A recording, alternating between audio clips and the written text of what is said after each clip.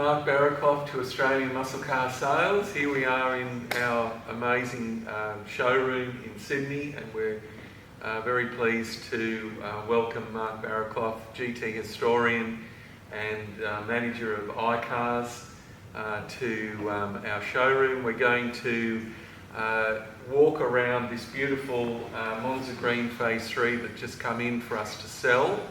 And we're going to do a full iCars report, which will give an authenticity to this vehicle. And we're getting Mark to do that on behalf of the owner. And we'd like to take this opportunity to get Mark to have a chat to us about what iCars can do for you as a potential buyer of a muscle car, or also as a tool for sellers who are looking to add a degree of authenticity to their vehicle when they're trying to sell it. And the iCars report will give a value to how good or what modifications have done, and all those sort of things. So I'll pass it over to Mark, and then what we might do is we'll do a little walk around this car, and Mark will tell us what he's going to look at on this particular car in his bid to authenticate the car. And we're going to then put it on the hoist, and we'll look underneath the car to see what also you'd look at for a Phase 3 GDHO to authenticate the car. So maybe we start off with how iCars started and when it started. Yeah, sure. Thanks, Mike. iCars has been running for around about 4 years, but going through COVID was a really good time for us to settle things in, when we weren't necessarily doing a lot of cars, but we were establishing our systems, getting our apps together, working with our panel experts. And the panel experts are this kind of enthusiasts that are highly valued in their particular brand, as knowing everything, every nut and bolt about a XU1 Torano, or a Phase 2 GDHO, or a HG Monaro. So we have the inspectors that go around and can go through the process, which essentially follows similar to a GT Nationals type scoring process, and take all the photographs that's required, and have the ability to then pass them to the panel experts, who will then authenticate that the car is or isn't what people might think. And generally we find cars are more often correct, but over 50 years obviously there's accidents that happen, things that get damaged and replaced, repaired, and we go through that process. So we also give a general condition about the bodywork, whether there's rust repairs, accident repairs, and we provide that on a paint map of the vehicle. We also have a concept we call potentiality, which is where we rate all the items on your car that you could fix that would lift your score to a higher level, for example. So the scoring process is a star and a point score process. The stars for simplicity, I guess, on terms of where you are. I guess if people are familiar with the GT Nationals, pretty much an average driver car starts at 50, 199% fully restored Phase 3 can be as high as 92, 93, and a perfect unrestored car would probably be more like a 97, 98 in terms of originality, correctness to factory finish, and that process. So it very much follows the same rules around that.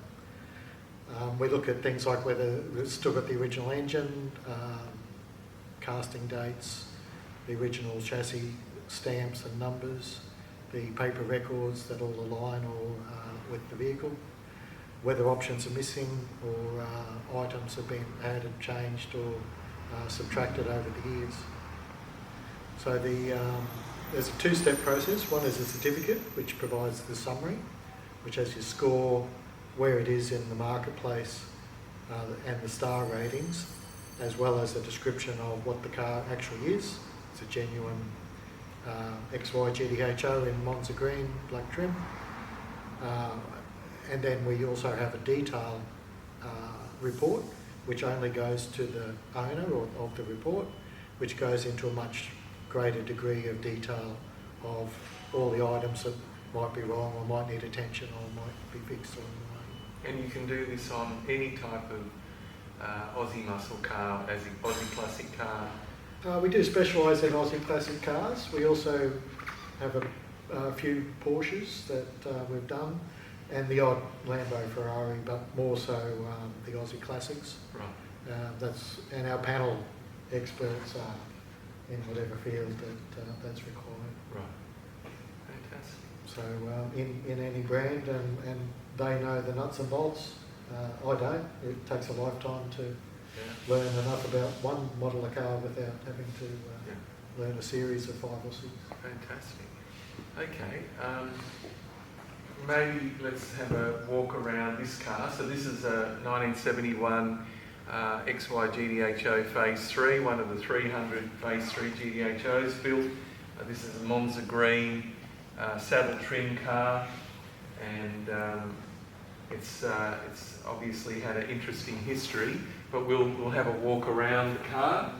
What we're going to do is we'll have a walk around the car with Mark and discover things that he's looking at on a genuine car in order to authenticate the car as a genuine Phase 3.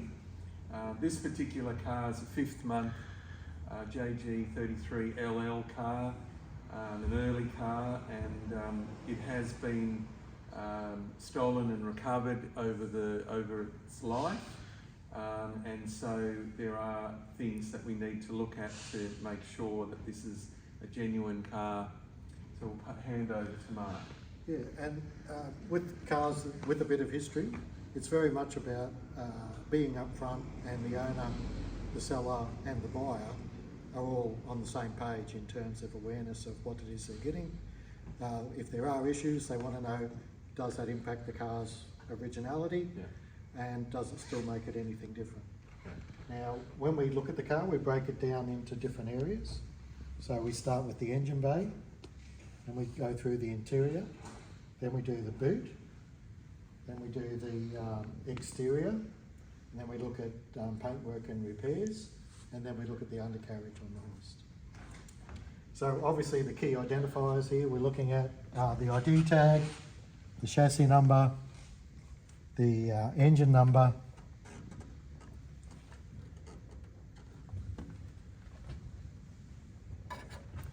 There's an X number as well on this one to look at, which is there.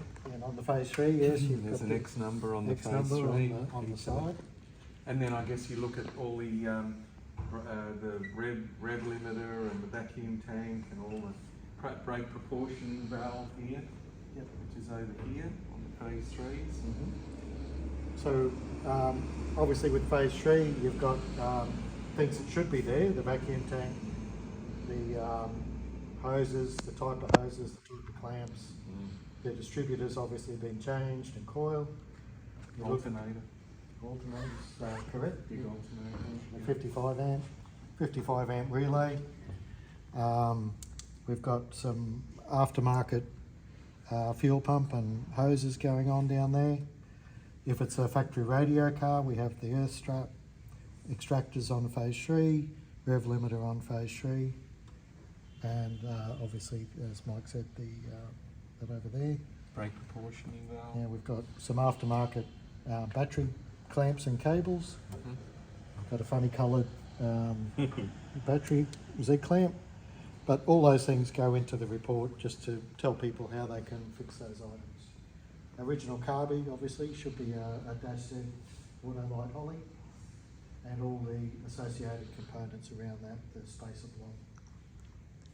The right shaker, the shaker blank-off plates a slightly different colour, being Australian made rather than American, like the rest of the shaker assembly. While we're at it, we also look down the front at the spotlight mounting brackets and supports, the wiring harnesses, the looms, and the whether we've got proper factory finishes or we've gone more for the two-pack type arrangement. Fan blades, so we gather all that on a standard judging list. Dates on your horns. At that level of detail. Very thorough. Whether it's an original XYTT bonnet or a made up one, even down to treatment of the hinges and whether that's been done properly. So there's a lot of fine detail. And then what about on the interior?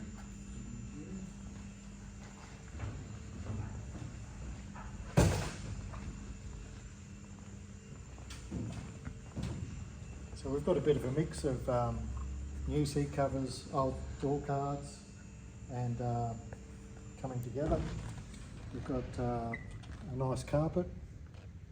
Steering wheel's been redone, which, because we're presenting this car as a restored car, we look at everything in terms of what has been done to this vehicle to make it exactly the same as day one when it rolled off the showroom floor. Mm-hmm. So, in a sense, you lose points for wear and tear, but you might make things up more for having genuine UL stock parts rather than reproduction. Dash wise, we've got a bit of fade on the dash itself. Just the choice of how far people go in terms of the restoration work.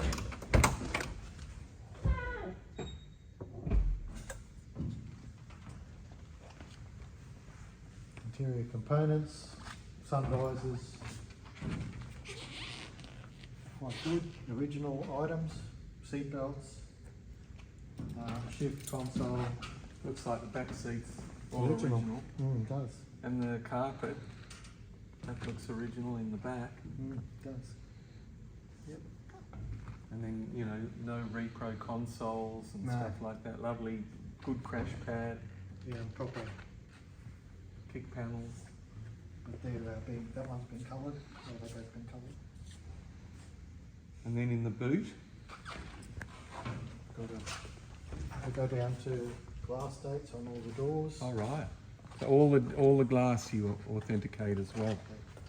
Just to see how much of the glass has survived from the original. Mm-hmm.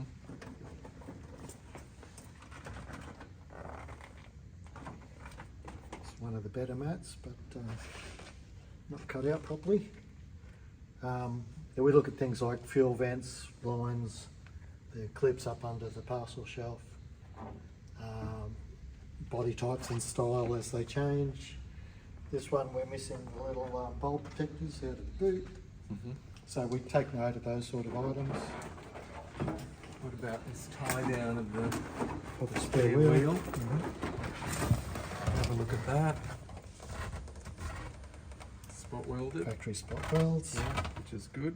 And then whether they've got the right bracket and spare attached. And we've got a proper XY type boot. Mm-hmm.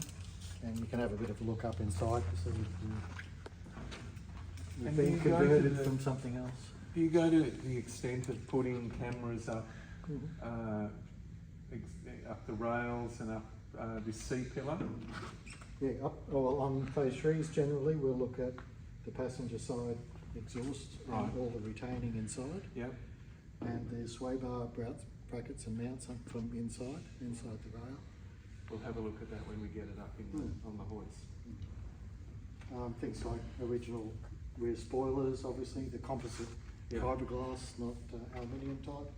Although some of the very early cars had no rear spoiler and they had alloy motorcraft ones fitted at first service.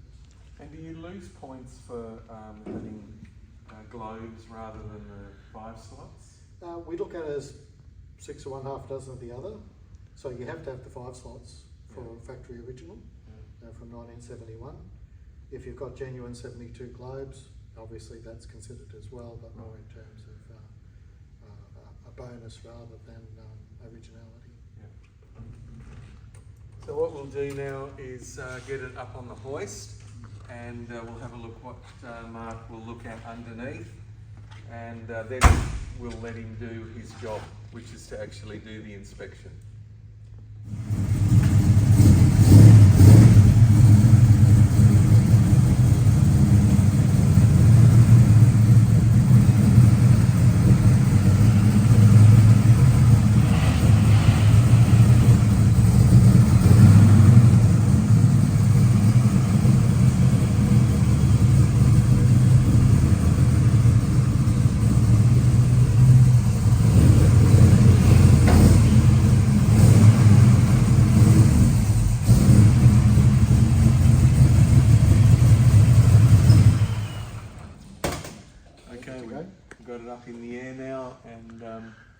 look at what's underneath this car that you look at, Mark? So the first things we look at are like rot in the radiator support and the radiator support panel itself, whether that's been replaced or changed with the correct 351 type. This one's got a big sump, but we've got the correct 351 engine cross member. We have a bit of a look at the engine casting date above the starter, just to make sure that's all kosher. Then look at the opening around the floor, see whether that's all where we're supposed to be. Things like handbrake positions, mounts and clips we'll always look at. Torque boxes, because they're a bit of a rust point in old Falcons. The seat rails, which are not too bad condition, although they're pretty dinky there. Then we come back to the rear sway bar mounts and how they've been welded and attached to the vehicle. Same with the mounts and rubbers around the diff tube itself.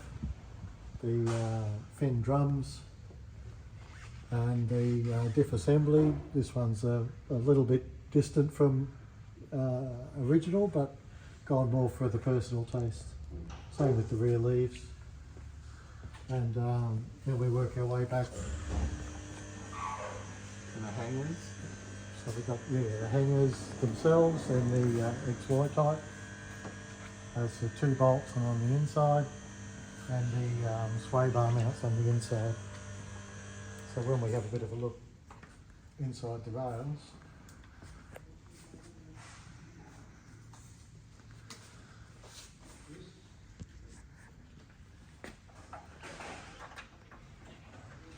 what we're looking at is the factory mounted plates with the nuts inside and the plates that they're welded to are mounted to, and then we make sure there isn't any other surgery where they might have been inserted or added at some point later on in the process. But that confirms it's a factory dual exhaust mounting inside the rail from when it was new. That looks very old, and that looks Yeah, that's a new recent. bolt, Yeah, which new you can bolt. see on the other side. Yeah. Yeah. Wow, that is fantastic. So we can see the inside of the mounting bolt and the cutout inside the rail with the original sway bar mountings. And just to explain, like a K-Code Falcon or Fairmont can be optioned with the dual exhaust, but only a Phase 3 has this rear sway bar mount. And this then confirms that the body is a genuine Phase 3 body.